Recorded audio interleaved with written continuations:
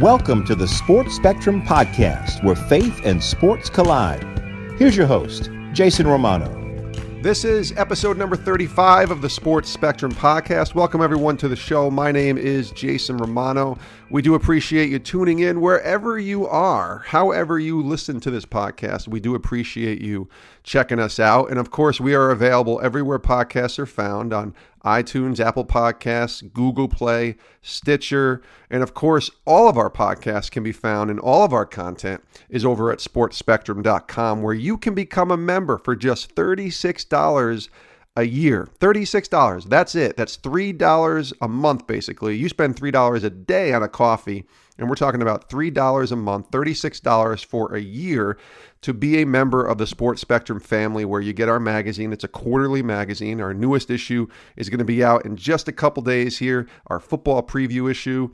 And you also get access to all of the content that is available on sportspectrum.com. Most of it's free, but there is a lot of archival content. I'm talking about 30 years worth of content with Sports Spectrum, and all of that is available by becoming a member. It's just $36 for 1 year. That's all. You can subscribe right at sportspectrum.com to become a member. And that actually helps not just become a member and access to all of our content, but it really does help fund what it takes to put these podcasts together. We provide this podcast to you for free. That's something that we want to do. That's something that we will continue to do, as many podcasts are out there. But it takes money, it takes costs, it takes resources, and all that has to come from somewhere. So we definitely would love for you to be a part of that. If you like what you've heard, you can become a partner with us. You can become a member and help be a part of the Sports Spectrum family. So go to sportspectrum.com, sign up, subscribe, and become our friends, become our partners, and see all of the cool things that we're doing to bring the name of Jesus to as many people as we possibly can. All right, today's guest, James Laurinaitis, is our guest. Three-time consensus All-American linebacker at Ohio State. He played in the NFL from 2009 until last season. In April of this year, April 11th, he announced his retirement from the NFL at the age of 30. Now, James and I crossed paths at the NFL Broadcast Boot Camp, which is held in Mount Laurel, New Jersey, outside of Philadelphia, in mid-May. And I was down there teaching a session on social media and sort of best practices, and talking to the players about how social media works and the best way to utilize social media for their brands and their purposes. And James was there. James was one of the guys to participate in the boot camp as he was preparing for life after football and what that would look like for him as a possible broadcaster.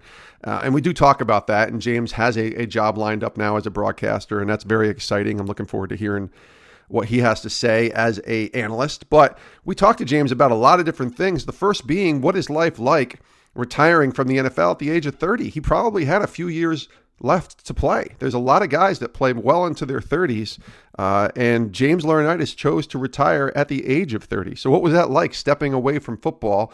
And the NFL season is upon us. In just a few days, the season kicks off, 2017 season. You know, college football, of course, is already underway, which is great. A wonderful time of year to be a sports fan.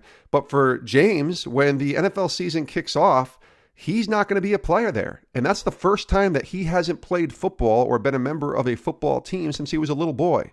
So that is a big adjustment, a big life adjustment for him. James also is a man of faith, and we talk about his faith in Christ and when that conversion took place, when he became a Christian, and also his dad. Now, his dad is Road Warrior Animal. Joe is his real name, but they were the part of the duo, the Road Warriors, from the WWE days and WCW and all that in the professional wrestling realm. So we talk about that as well, and what life is like being the son of a professional wrestler. So without further ado, let's get right to it. This is episode 35 of the Sports Spectrum Podcast with three-time consensus All-American at Ohio State and former NFL linebacker, James Laurinaitis. James, how are you? I'm great, Jason. How are you doing? I'm doing well, man. Thank you so much for joining us here on the podcast. And 30 years old and retirement. I want to talk about that. You announced your retirement April 11th of 2017. You're only 30 years old. What went into that decision to step away from the game that you played since you were a little boy? Yeah, well, I think there was a lot of factors that went into it. For one, my body hadn't been feeling really good for about 2 years. My right knee had started to get some cartilage gaps in it, and then once you lose cartilage, there's only so much you can do to try to offset some of the pain and the grinding and the wear and tear. And I think really it just dawned on me carrying my first daughter, London, up the stairs mid-season when I was still with the Rams. That going up and down the stairs carrying her hurt a lot, and at that point I was 28. I'm thinking, okay, what's the long-term vision here, and what are your main goals? What do you want to truly have your legacy be with your children? And I just felt a calling that it really wasn't anything to do with football. They weren't going to care what Dad did as an NFL player, but they wanted Dad to be around and healthy and play with them. And that mixed with obviously not wanting to move again, having been released from the Saints, and just really a content sense that it was time to move on and find something else to do. What is that Monday morning like for you, James, after a Sunday game as a linebacker when you're just hitting people for 60 minutes and now you got to wake up Monday morning? What is that like? Describe what that's like to the non-NFL player. Yeah, it's hard to describe. I mean, you're sore all over. A lot of times on Mondays you go into the facility and they have you do some striders to try to run the soreness off. Early in your career, it really didn't feel that much different than college. But I think as I got later in the career, the knee would be swollen a lot. You had to make a decision whether you wanted to get it drained. So I had a day to kind of rest. And I remember my last year in St. Louis, I had it drained that season 3 or 4 times. And you're sitting there watching them, take a needle of fluid out of your knee, and then it goes down, but then you have to ice it for a day. And you're just going through all this, and then the mental grind of, okay, not only do I have to prepare mentally for our game plan in the next week and yada, yada, yada, but I got to figure out what kind of preventative exercises I can try to do to keep my knee strong and my quad and all of this to make sure that it doesn't continue to get worse. And I think over time, that's just kind of what happened. The knees start, my right quad right now is way smaller than my left, just from compensating and all, over the last few years, that you just get exhausted. But those Mondays are no joke, and they are exhausting. But well, I think the one thing that fans don't understand is the amount of preparation from a physical standpoint that you guys have to do just to get ready to play on Sundays. Can you take us sort of inside that world? You kind of alluded to it with having your knee drained, but even just to kind of work through pain, work through soreness, work through injuries. There's a difference between being injured and being hurt, as they say, working through that just to get on the field on a Sunday to play. Yeah, I mean, you have to, a normal week, you're going through not only all the film studying and stuff, but you have a workout on Mondays. They usually have a workout on Wednesdays and a Thursday or Friday option. At least we did when I was with the Rams. And so you're still working out 3 days a week, and you're still doing some version of a squat and a lot of Olympic lifts, depending on, every team's different with their strength program, but you're still working out. And so your days are, get there early in the morning and try to get a workout in before, meetings, and then sit meetings all day, then practice, and then go back and try to recover. And then you're doing cold tub stuff. You're doing, which is usually for 10 to 15 minutes after practice. And then after that, you're doing, Normatec has a really cool product. They're called these recovery boots, where you put them in and they basically put compression on your legs and mimic kind of almost a flushing massage down your legs. I mean, those are amazing. So you're doing those at home later at night. So even when you get home from the facility, you're not really just checking out. You're thinking, okay, I bought a pair of those boots just for the pure fact that I could go home basically a half hour to 45 minutes earlier from the facility and not do those things there. And then you continue to ice everything. So speaking of my knee or whoever it is, right, their specific nagging injury or maintenance injury, you're consistently icing even at home, whether it's 15 minutes on, 15 off, over and over until you go to bed. So it's like a consistent process for a solid, how many ever weeks, 20 weeks with the preseason, even longer with, camp. It is a true grind. And I think sometimes a lot of people just assume that we just show up, we practice, we watch a little tape, and and that's it. I mean, now you're constantly being evaluated of, hey, this is what we practiced.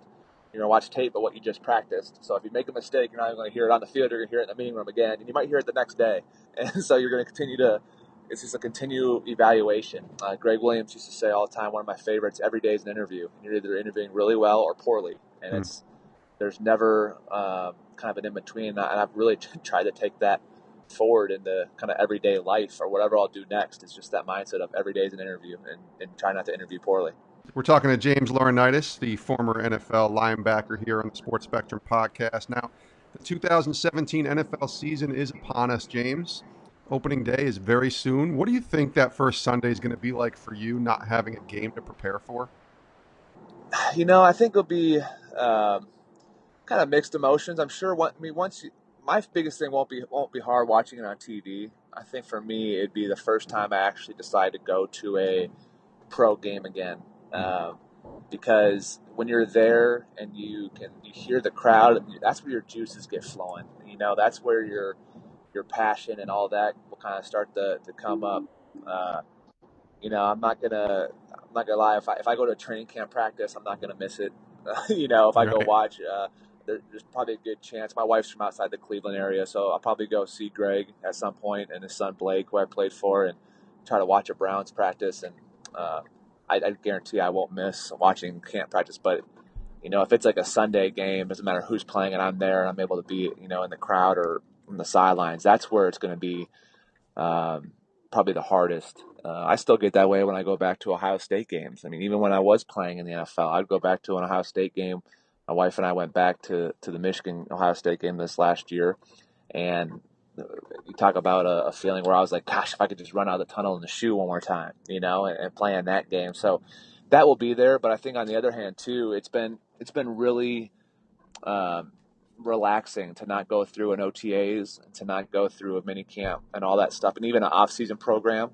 But I'm trying to train my body to kind of work out differently. You work out all these Olympic lifts all these years, and now I'm trying to keep some of my muscle tone, without having to really put on size. And so, a lot of my friends are giving me a hard time because they say I'm getting skinny. I'm like, well, I just don't need the massive neck anymore. Exactly. I'm not taking on guards, and that's the hard thing about playing Mike linebacker is it's not necessarily tackling running backs. It's you got to hit these huge guards, guys like Logan Mankins, and try to control them and then throw off and then make a tackle a lot of times before you're even ready for the contact. And those are the over and over hits that you're just like, goodness, I won't be missing those. No, I can imagine. We're talking to James Laurinaitis here on the Sports Spectrum podcast. Now, I want to go back, James, a little bit for you, and just your youth and growing up in sports culture. It's a little bit different of a sports culture. Your dad, Joe, many of the people who know your story know he was a wrestler. He was Road Warrior Animal and one half of the legendary Road Warriors tag team duo. I was a big, huge wrestling fan as a kid, so I certainly had their dolls as a young boy growing up. And I got to imagine for you, life growing up was a bit different than the average kid whose dad's working a 9-to-5 teaching job like mine was. Yeah, it was. I'm not sure I really realized how different it was, when you're young, because that's all I knew that Dad did. But as you get older and you look back, and my dad used to coach a lot of my sports. And heck, a lot of our jerseys were like Legion of Doom T-shirts, and he would wear like like a string tank top version of that shirt, like the Gold's Gym style, where and my dad at the time was 3'10" and just massive. So you look back, and I'm like, well, no wonder why so many umpires were afraid to call something a ball, or whenever he would yell at the ump, because you have this monster over here giving him a hard time. And really just going to the shows and all that was fun. But that's what Dad did. I mean, a normal Monday night for us at home was making sure we had the VHS ready, and he would usually call and say, hey, I'm going to be in the first hour or the second hour of Raw, and he'd try to tell me what segment if he could, and so I knew kind of when to be ready. And his version of watching tape of himself was making sure I pushed the record button as soon as I heard, oh, what a rush, but that was a normal Monday. And so looking back, I now realize, yeah, it definitely wasn't a normal childhood, but but that's all right. He tried to make it as normal for us as he possibly could, and did the best he could. You must have had the easiest Halloween costume every single year. Man, I was my dad. I was my dad. I think 3 times growing up, and the youngest was when I was. They used to make the little foam shoulder pads, and the spikes came with it, and you could screw them in, just twist them in, and I was that. My dad would have the costume. Kind of designers at WWE make small replica tights of him and Hawks for my brother and I, and we would heck we were them one Halloween together, and then when I was in high school, I was him again. And I think once in college, I think I wore the exact in high school. I wore his actual pads, which was That's which cool. was not. It was cool, but it was hard. It's tough to go to like a house party when you got these. How do I say it? You got these metal spikes sticking out, and so you're trying to move out of the way, and you're punching holes in drywall, and you're like, what? I'm not sure this is really working. Now, is there a story you can share, maybe a behind the scenes story of getting to meet maybe some of, I don't even know, were they heroes of yours, the guys that you would watch your dad wrestle, WWE or WCW event? What is there a behind the scenes story or two that you can share? Man, there's so many. Some of my favorite memories were, gosh, when I was really young, my dad took us out to California, my brother and I, and just hanging out pre-match and like seeing Ultimate Warrior put on his strings around his arms and having Oreos with Earthquake and Typhoon, and those were some of the fun ones because that's when they were like really your heroes, like the big guys. But then as I got older, some of my favorite memories were just sitting around having a beer with Stone Cold Steve Austin at one of the WrestleManias, talking about college football.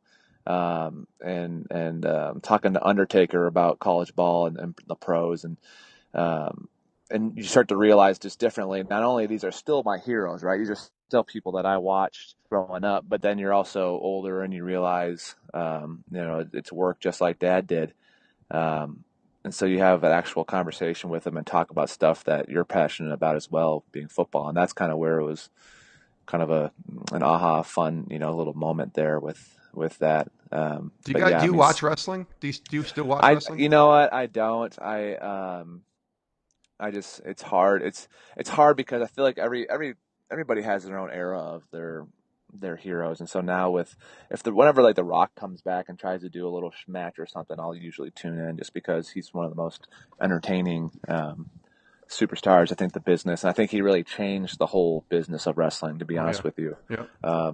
Dwayne did a really good job of, especially at a time when it was still unscripted as far as their interviews. A lot of the stuff they'd be like, "Hey, we want you to pinpoint these messages," but you really had a lot of freedom to improv. And so I remember when it was back in the early '90s. They'd do those interviews right before the matches, right? And it'd be like just my dad and Hawk screaming that they were gonna beat Demolition, and then they go wrestle. Where The Rock really made it an art form and obviously turned it into a career in Hollywood. But now that's a whole lot of the business is these promos and drawn out segments of where it's just talking. There's not a whole ton of wrestling all the time anymore. So it's just different. And The Rock, I think, gets credit for that. Absolutely. Now, in your youth, I read that you were a pretty good hockey player as well. So when did football, and you probably played more than one sport, but when did football kind of become that passion of yours? Yeah, football. I mean, since I was really little. I remember my parents having me for Halloween one year, really young, when I had the little Vikings uniform get up on, and I've always just had like a passion for the game. I started playing in fourth grade.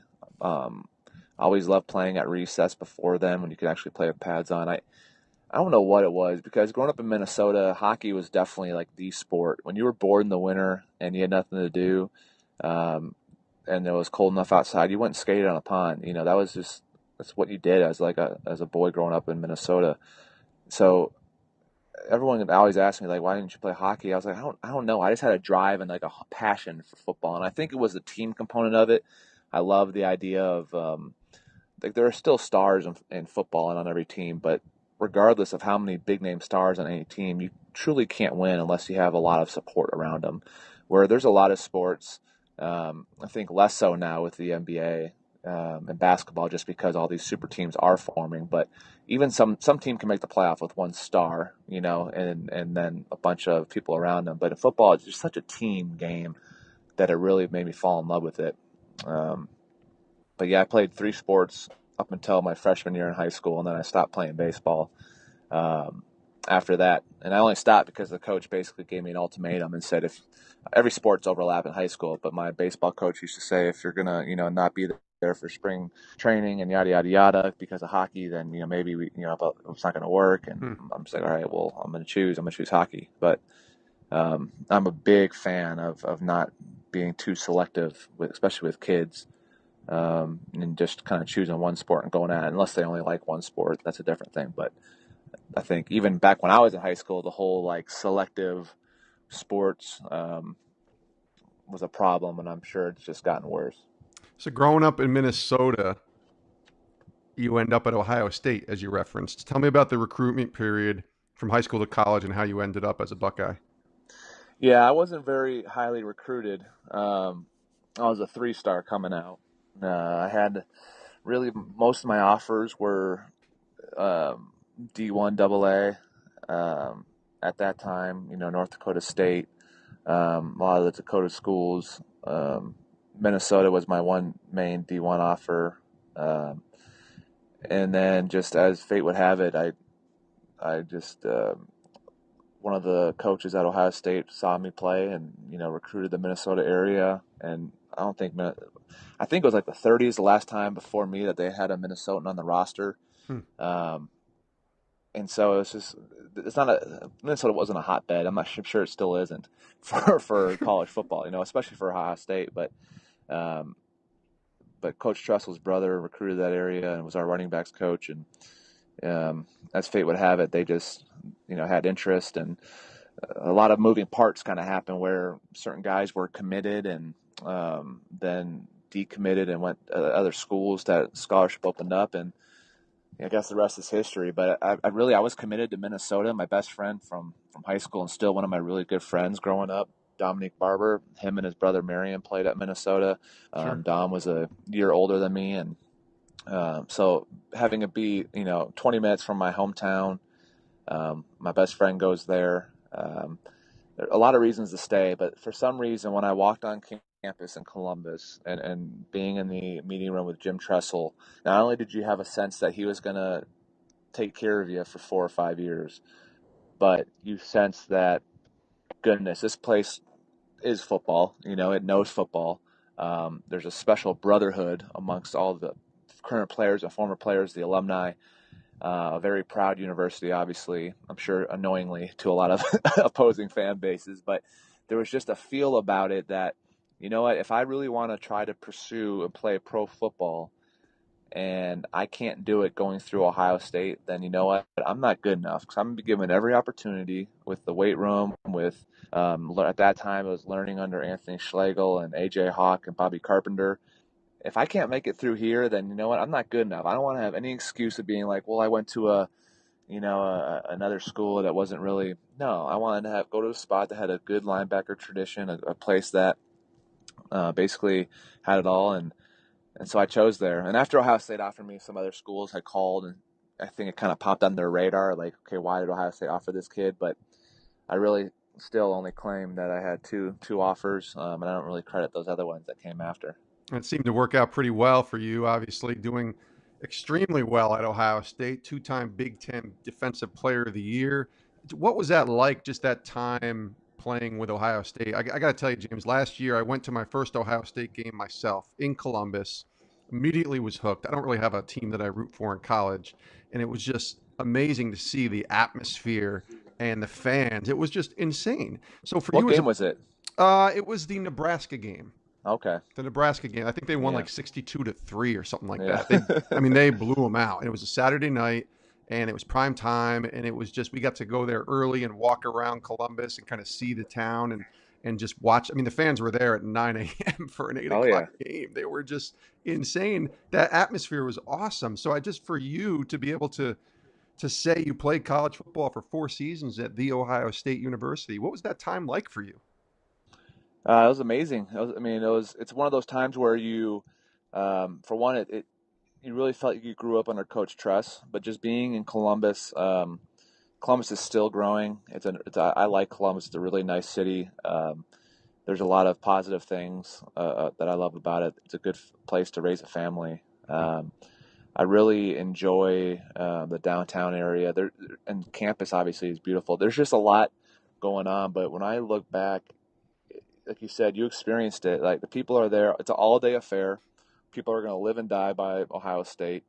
Um, but there's also such a network of just charity and giving back that people not only that play ball but just all around the community like that are all about just furthering great causes through the school. Now the school is the main driving force of Columbus, and but just being there for those 4 years and saying you played there. To be honest, I think I was naive when I first went there as far as like what it was going to take to play and all that. I think I was still that way when I went to the NFL. Like I remember being in high school telling people that I wanted to play in the NFL, and I'd really other people's parents like laughing at me and being like, "Well, that's cute," like what we really want to do. I didn't have any other plans, but it wasn't like I was just like I didn't think I was that good to play in the NFL, if that makes sense.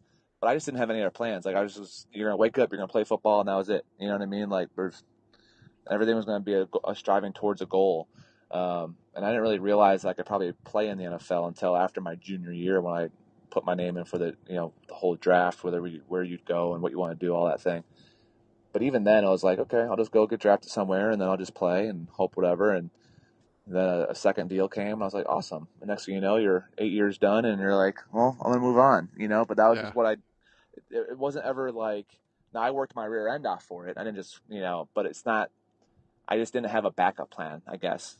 Which, looking back, I'm like, gosh, that's probably a really bad idea. But I'm sure a lot of people tried to tell me to have a backup plan. I just had no interest in it. Well, you're locked in on your football career too, and I want to Yeah. ask you, what is there one moment in your 4 years at Ohio State that sticks out, like that one moment, whatever it is, whether it was a game or a conversation you had with a coach or somebody? Is there that one moment that sticks out to you? It's like that's the one, that's the moment. Well, there's one game. It was junior year up at Washington. Jake Locker was a freshman.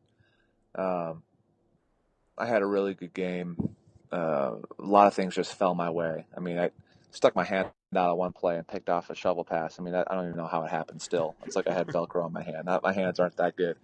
Um, but it was one of those games, like, it was 2 interceptions, like, I think double-digit tackles, of sack. It's one of those games that was just like, yeah, at that things came together. It's hard to explain when like things just happen for you in a football game. It's a really weird feeling, and there's not a lot of games that it happens like that. But um, it really that was one. But there's a lot of conversations, specifically with Luke Fickle, my linebacker coach and co-D coordinator at that time, now the head coach at the University of Cincinnati, that um, were not only things that helped me become a better leader and a better man, but just challenging me constantly. Whether I had a really good game or a really bad game, the grading was the same. It was going to be extremely hard, because he knew he didn't do it to be a jerk. He did it because he knew what you could do on the field, and so he expected and basically demanded perfection, knowing that it wasn't attainable, but also not letting yourself slip by saying, well, gosh, we're all going to have bad plays. Like, no, like he didn't want you to ever have that mindset. Um, and so I credit Luke for a lot of my success. It made me a hell of a lot tougher as a linebacker, put me in uncomfortable situations and dared me to compete. And so really, I just remember back in college how fun it was to do like workouts. I mean, 6 a.m.s and the grinding, like tough stuff that like sucked while you did it. But I remember just getting like this almost high off of the workout, to where like I could compete and just go and like have a motor that never ran out.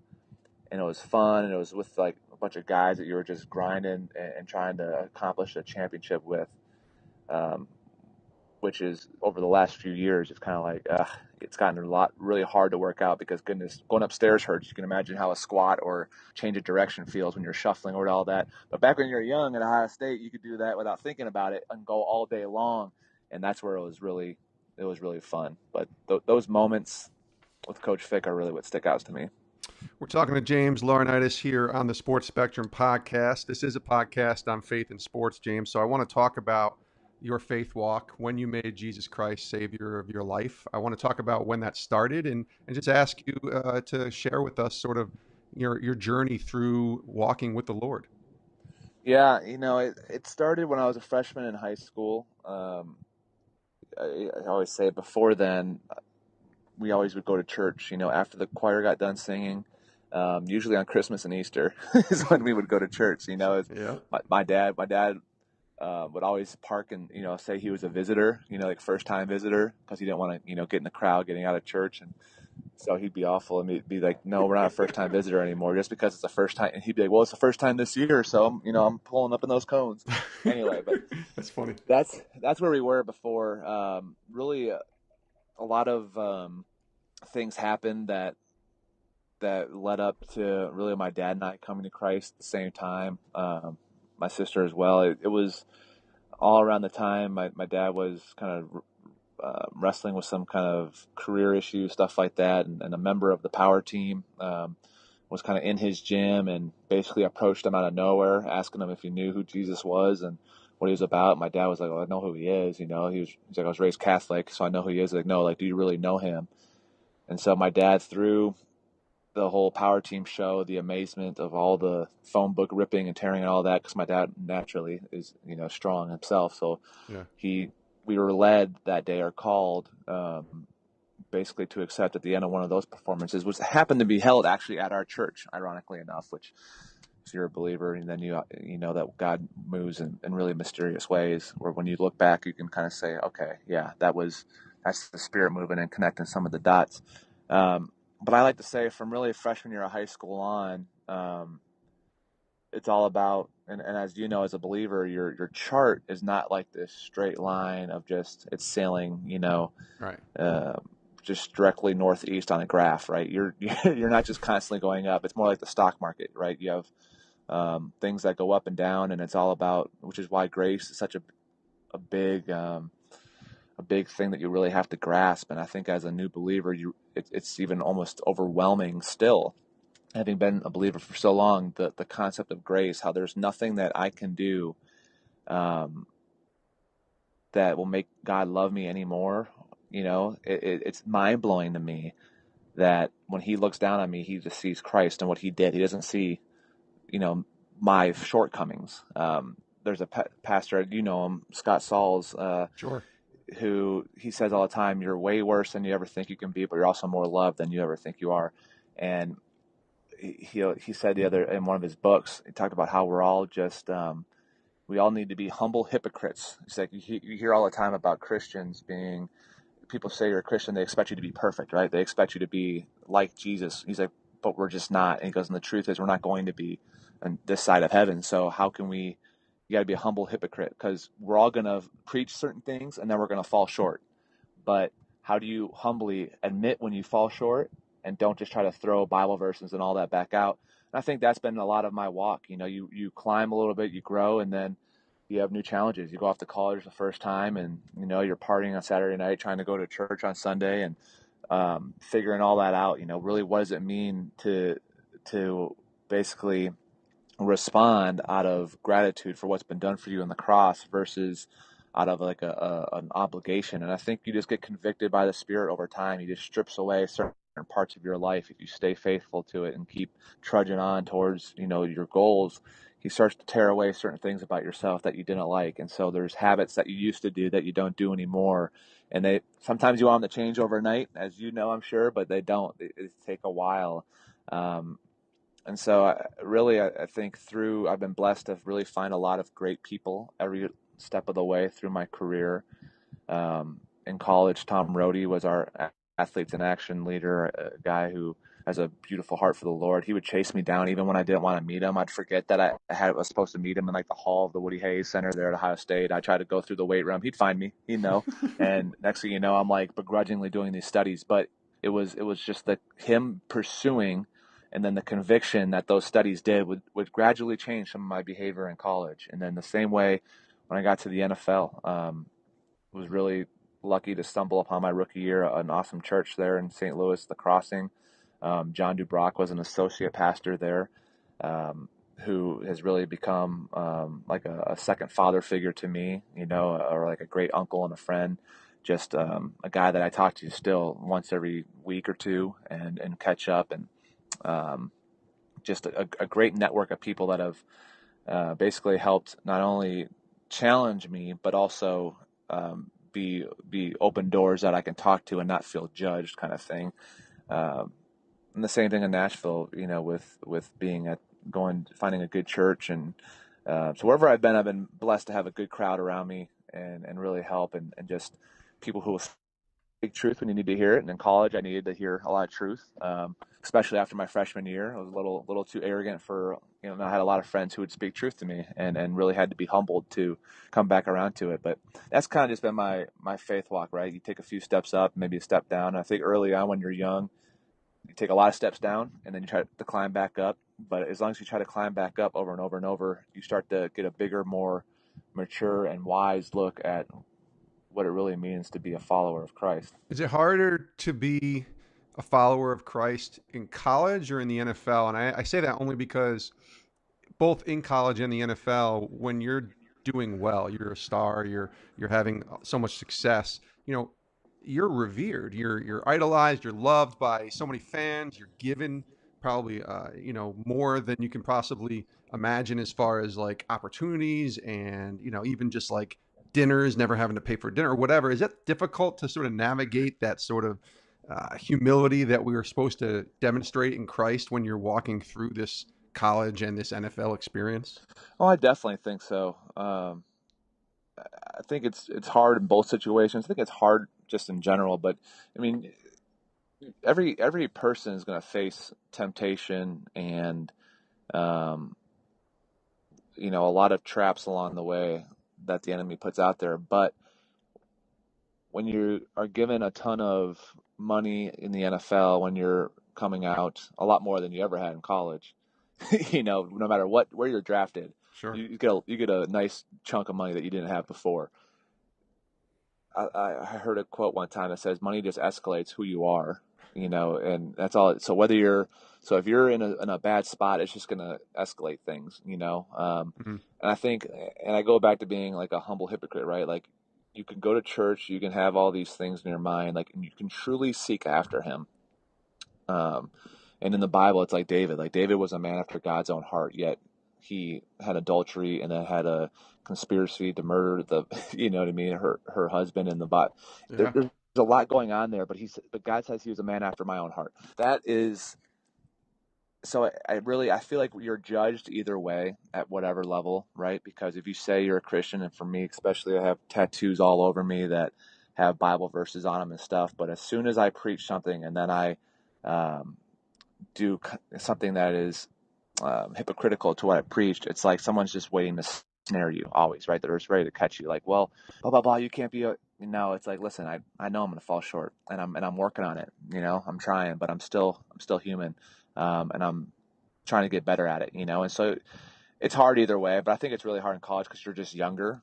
It gets hard in the NFL because you get a bunch of cash that escalates what you already are, and you just got to hope that you have people around you that are going to challenge you and really try to surround yourself with teammates that will help you to grow as well, but also not just get in the holy huddle and kind of disconnect from the real world, right? I mean, in Saul's book that I was talking about earlier, he mentions that Jesus walked with all of the sinners of the world. Like he went exactly where the religious elite didn't expect him to go. He didn't just sit there, in his church group and listen to K-Love and the Message on XM, and Yeah. you know what I mean. Like he didn't just sit there. He went out and talked to the prostitutes and to the tax collectors and was there present. So he doesn't disconnect himself, but he's also knows kind of what he represents.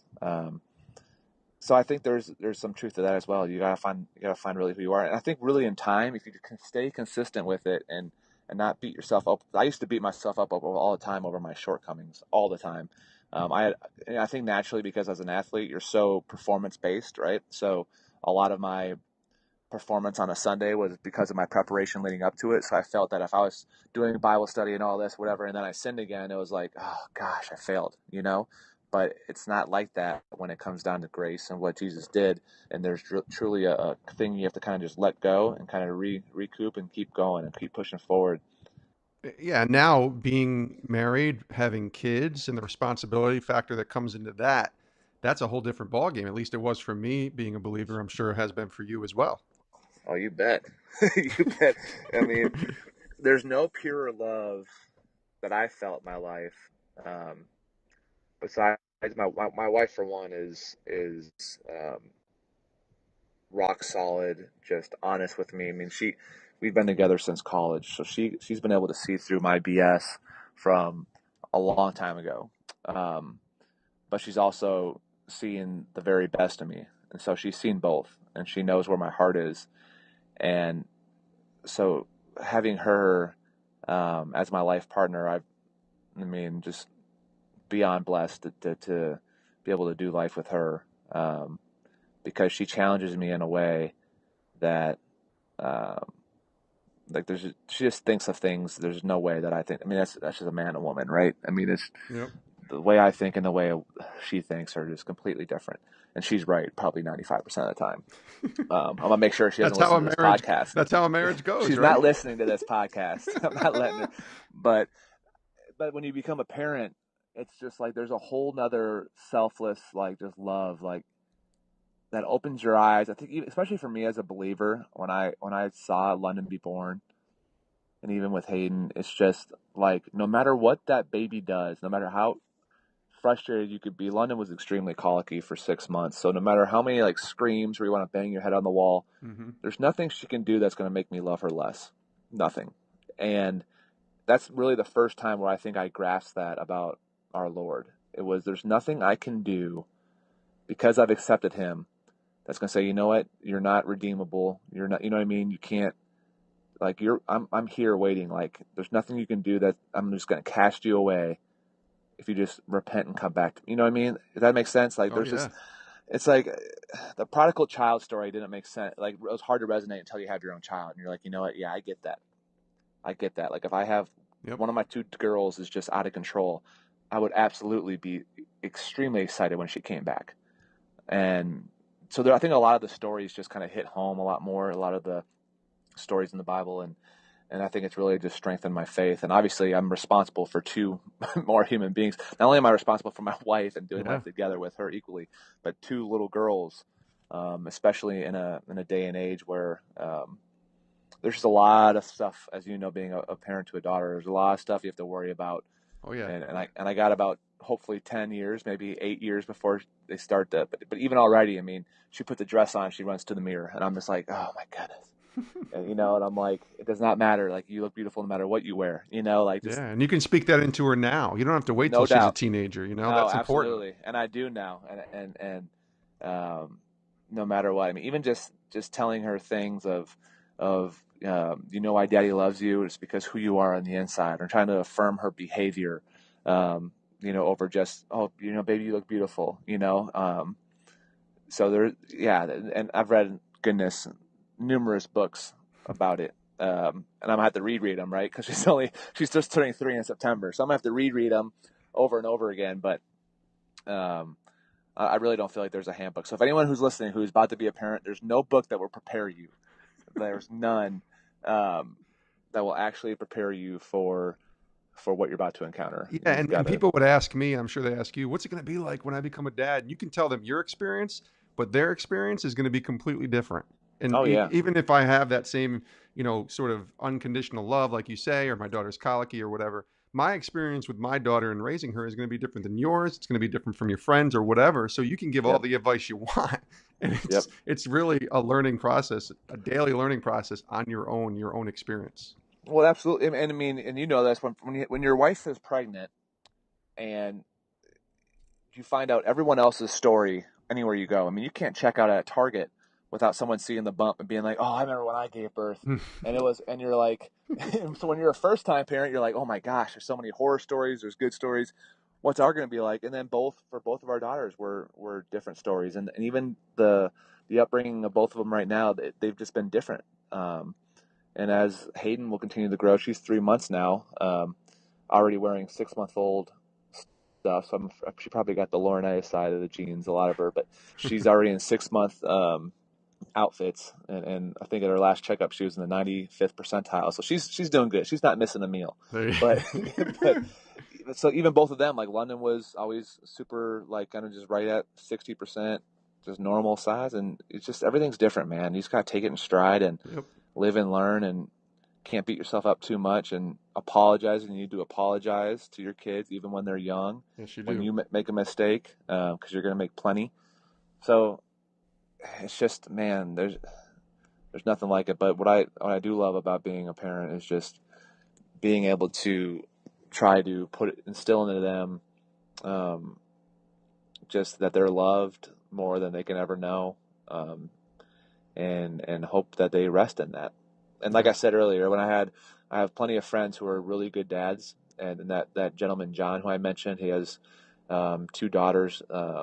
One's about to be a senior. And the way that she adores her dad, like I always tell him, like, man, you did something right. You know what I mean? Because not only does he work in the church, but he's got 2 girls and a boy. The boy's the middle kid, but all 3 of their kids still involved in the church, and still you can just tell they look to their dad as like just a warrior, but like a tender-hearted warrior. Like the true. He used to say to me all the time, especially about playing ball, he's like, look, you got to know when to be the lion and know when to be the lamb. You got to know when to be what.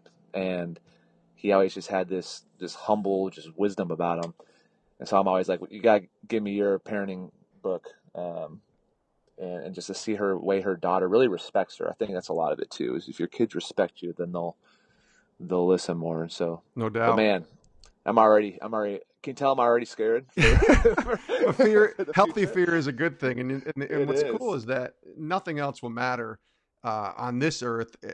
Like you could say, "Oh, I played football at Ohio State. I had 8 years. I can talk about all the accolades, ESPN, whatever." But it doesn't matter if we screw up this whole idea of being a dad, and that's where I think is most important in that. And you definitely have your priorities straight, James. Now, just a couple more minutes left. I want to wrap it up here, but before we wrap it up, I just want to talk about your future. Okay, so you're not playing in the NFL. We talked about what that's going to be like on Sundays.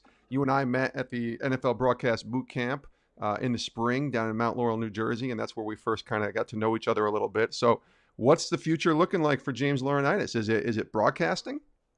It is. It is. For one, the job that the player engagement does, putting that on in NFL films, as you've been a part of it, is unbelievable. The amount of networking you can do, the experience, the knowledge, and so really the NFL and the player engagement and everything they do needs to be applauded for that. But I found it extremely helpful, and I'll actually do some broadcasting here in the fall for it. I'll do some stuff on Sirius XM, both pro and college. And I'll do on Mondays. I'll do some stuff with the Big Ten Network. It's funny because I went to Chicago twice as a player, right, doing the Big Ten Media Days in late July, and now this year I'll go working for the Big Ten Network. And so I'm trying to just tell myself all the time, don't be asking like the same, obviously cliche questions that you got asked. Nothing was worse when you're up there and they're like, oh, what are your goals for the season? I don't know. We're like, what do you think they are? We want to host a national championship. That's a lazy question. So I'm trying to think of questions. And then you got to figure out, as you know, like, how do I ask questions to people who their goals aren't that? Like everyone's going to say, all 14 teams there are going to say, you know what, this is our mission here. We want to, obviously, but if you're Rutgers or if you're Maryland, that's not realistic. So what is success to you this year? You know what I mean? So you have to truly think about the questions and not just be lazy. But I'm humbled that I get a chance to get my foot in the door and really start, obviously, with the Big Ten Network on TV, and just have an opportunity to work a conference that I know obviously a lot about. But I think a lot of it too, as we were talking about, going back to being a dad, when I was trying to decide what I wanted to do, I know I love football, and I know I want to be around football. So the media gives me a chance to be around the game, talk about the game, really study it still, um, and stay up to date. Because as I learned at boot camp, this is a full-time job. This isn't just like, oh, I'm going to watch a game on Sunday. I'll collect some opinions about it during the week. Like, no, you're constantly studying all week. You're constantly reading every news story, Oh yeah. whether it's Pro Football Talk or the Red Zone, whatever, right? You're reading every amount of content you can have to be truly informed and to try to have your own opinion, but you have to also know what's going on a daily basis. You can't just turn your mind off for a week or two or even a couple of days in today's world. So for me, being a father, I was like, what can I do? I can go try to coach. I had some opportunities, both college and pro, to go get my foot in that door. But at the end of the day, when I sat down and made a list, like what's important to me, I know a lot of my friends who coach who um, are great dads, but they constantly say how they don't get to see their kids enough. And to me, I was like, because I've been blessed financially through the NFL, then I don't have to do that. You know what I mean? And even if part of me wanted to, and wanted to be out there teaching and doing all that, I was like, you know what? That's not the route, because it doesn't fit up with what I want to be as a father, Yeah. which is present and hands on. The one thing that I will not be, and my wife probably tells you I'm a little too involved, but I'm not going to be the dad who just sits back, lets mom do all the nursing and the diaper changing, all that. Like, no, I'm gonna be there, especially when you have number two. That London became basically all mine once Yep. that happened, and so I want to be hands on, because I want my kids as they grow up to think of how much dad loved them and how much dad did for them, and not, oh, dad was whatever Xmont player, but he was an ex coach over here and blah blah blah, and we moved around a lot. Like, no, let's give our kids a foundation, and the best thing about media is you can, at least for now, I can travel around and be based out of wherever. Yeah, and And it doesn't hurt. There's no no, pain. no, there's exactly, There's no there's no soreness. pain. There's no, if I coach in college, there's no, recruiting and trying to do all that. And I Right. really feel bad. And I think this is a whole nother conversation and interview, but I don't like what the NCAA is doing to college coaching and allowing these summer visits and all this other stuff. Now, all you're doing is taking away the maybe 1 or 2 weeks that a college coach actually has off. And the whole argument of, oh, they make a ton of money. I get that. That's another argument too. I understand, but it doesn't mean that they need to be basically worked down like this. Yeah. And where in the NFL, I think you'll see a lot of coaches go there because they actually do, with the new CBA, have a new kind of off season themselves. I mean, I know a lot of coaches from my time in St. Louis who had homes in Arizona, and the whole month of July, once OTAs were done in June, boom, they're going back to their homes. They have time off if you don't make the playoffs, right? You have time off after that to go back, and then you reconvene for free agency, the draft, and then the off season a little bit. But you truly have like weeks that are off, and not just 2 weeks and that's it. But Yeah. Yeah. you have almost like a month and more in some cases. So it's just that was a route I wasn't about to go down, just because of, I think, of the family factor. And like we talked about, being present, I had to actually look at that was the first time I was challenged. Like, you can say, oh, I want to be an involved father all the time. Okay, well, when a job opportunity comes that's going to go against what you value, Hmm. then you have to sit there and truly reassess and be like, no, you're right. This is what I'm committed to. This is what my morals are, and I'm gonna stick to it. Absolutely. Can totally relate to that as a man who wanted to be more present with his daughter and his time at ESPN. So I totally relate to that. James, last question here, and we do this and ask this to all of our guests here on the podcast, but just simply, what is God teaching you right now? He's teaching me really about a lot about patience. I think in this time of uncertainty, really since the time I left the Saints in November until I decided, I knew right then I was going to try it with those two teams. But then after that, it was kind of am I going to go coach? Am I not? Am I going to do this? Really just searching. He was teaching me have patience for one, um, trust in me that I'm working, that my plan is being basically put before you. Don't try to rush it. Don't try to force your own hand. And I think that's what I was trying to do for a while, right? I was trying to, instead of just letting what was going to come to me naturally, and just and taking my time. Um, and the longer you walk with the Lord, you know that your timing is not His timing at Yep. all in Hmm. anything. And you can try to force His will, but really trying to listen to what And that's what I tried to do. I tried to force his will. And I think by doing that, he was just like, why don't you just, relax and don't worry. I mean, I can't tell you how many times I was like, I'm going to go coach. Oh, no, I'm not. I'm going to go do broadcast boot camp. Maybe I should back out, and just back and forth, like trying to force myself to do something, to where it was when I went to broadcast boot camp, I was like, you know what? No, I think it went well. I think I can do this and really be happy doing it, and also stay obviously around football. And so I think there's just really a patience and timing and trying to listen for his will and not trying to rush that throughout the last how many other months. That's awesome. He is James Laurinaitis, the former NFL linebacker, certainly with the Rams and the Saints and Ohio State, the Ohio State University. You can see him on the Big Ten Network, Sirius XM this fall, getting his feet wet in broadcasting. And obviously he's a man who loves his kids, loves his wife, and loves the Lord. On Twitter, James, we can find you at JLaurinaitis55, correct? Yes, sir. And on Instagram, JLaurinaitis without the 55. So follow him on Instagram and Twitter. And James, thank you so much for the time here. I love talking to you. I loved your wisdom, and I just love your encouragement and wanting to do right in the eyes of the Lord with your family. And I just wish you nothing but the best, and hopefully we have you back on again. Thank you, man. Anytime. I appreciate it, Jason. And we do appreciate James Laurinaitis as a guest here on the Sports Spectrum podcast. He was awesome. He just was. He was great. Really awesome to listen to. Awesome stories, and just a really keen insight into what it's like to be an NFL player and what that life is like, not just to be an NFL player, but to walk away from the NFL at just the age of 30. So we appreciate James being on the podcast, and we appreciate you listening to us here on the podcast. As always, check us out at sportspectrum.com. You can tweet at us at sports_spectrum, or tweet directly at me at Jason Romano. And as always, we do love it when you leave a review on iTunes, on Apple Podcasts. So go check that out. Leave a review. You just go to the podcast page on Apple and you search the podcast Sports Spectrum, and then it'll have an area where you can leave a review. Click that button. Tell us what you think of the podcast. It helps get the word out.